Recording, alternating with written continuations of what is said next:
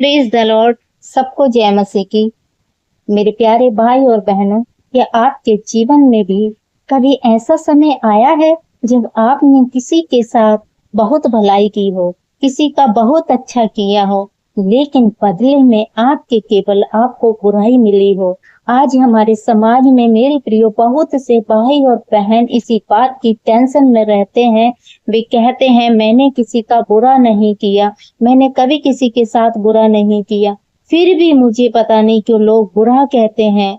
और अगर आप भी आज इसी मानसिक तनाव से, दुख से गुजर रहे हैं, तो मेरे प्रियो, आज का ये वचन सीधे आपके लिए है। आज हम परमेश्वर के वचन से गलातियों अध्याय 1 और यूहन्ना अध्याय 5 से ये जानेंगे कि जब संसार आपकी भलाई को नहीं समझता है, तब प्रभु यीशु आपसे क्या चाहते हैं। इस वीडियो को पूरा ध्यान से सुनिएगा, क्योंकि आज के बाद आपके दिल से लोगों का डर और टेंशन हमेशा के लिए खत्म हो जाएगी। आमीन। तो आइए हम वीडियो को स्टार्ट करते हैं।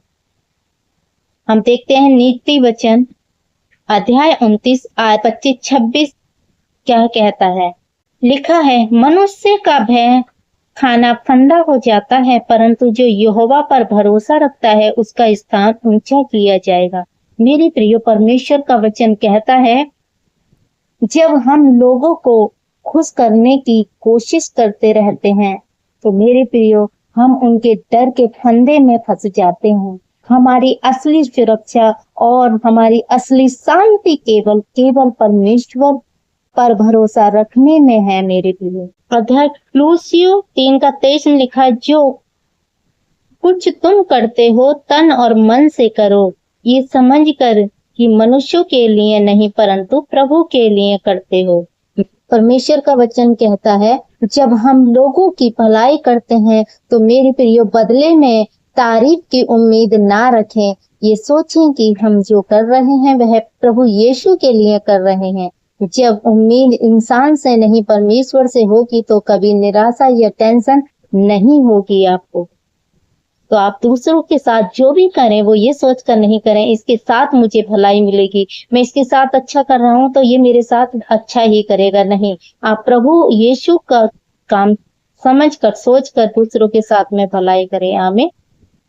मेरे प्रियो, आज हर दूसरा इंसान इस बात से परेशान है कि मैंने सबके साथ अच्छा किया है, फिर भी लोग मुझे गलत क्यों समझते हैं। लोग डिप्रेशन और टेंशन में आ जाते हैं क्योंकि वे इंसान से चाहते हैं। हालेलुया, वो भलाई की उम्मीद चाहते हैं।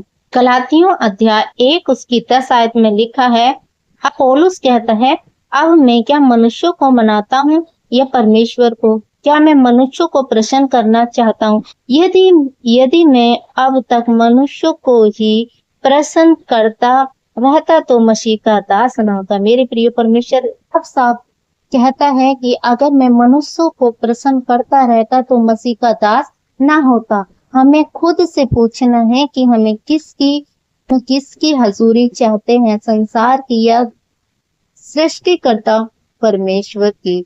पौलुस ने साफ कहता है, यदि मैं मनुष्यों को ही प्रसन्न करता रहता तो मसीह का दास ना होता।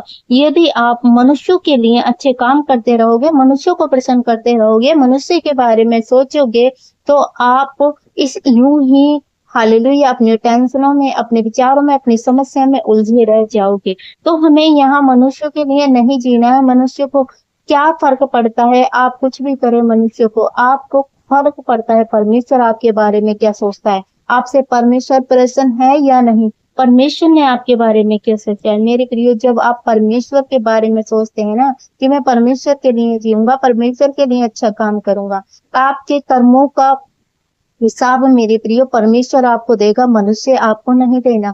आपको मनुष्य की नजरों में अच्छा बनने की जरूरत नहीं है, आपको परमेश्वर की नजरों में अच्छा बनने की जरूरत है। परमेश्वर को पता है कि आप कितने अच्छे हैं, कितने बुरे हैं। परमेश्वर जानता है आप भले काम करते हैं या बुरे काम करते हैं, मनुष्य नहीं जानता।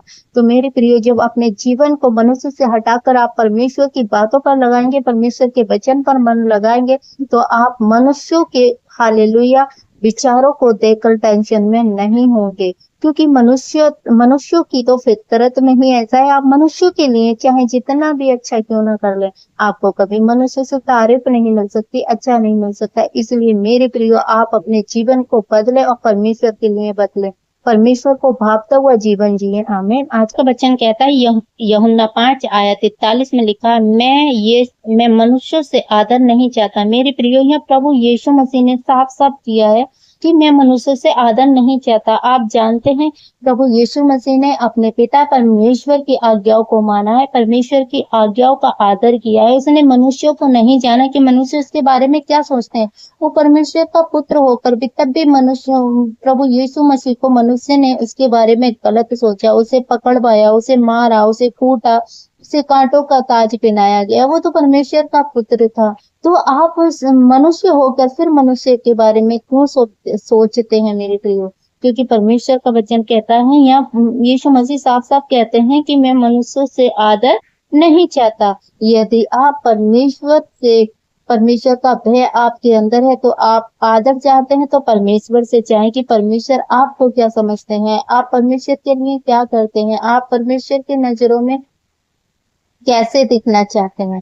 तो इसलिए मनुष्य का डर, मनुष्य का भय अपने माइंड से, अपने दिमाग से निकाल दीजिए और परमेश्वर का भय आपके अंदर आए। जैसे प्रभु यीशु मसीह के अंदर उनके पिता का डर, उनके पिता का भय था, और वो मनुष्य की परवाह नहीं करते थे। और वचन कहता है, यीशु मसीह कहते हैं, यीशु मसीह ने कहा है कि मैं मनुष्य से आदर नहीं चाहता।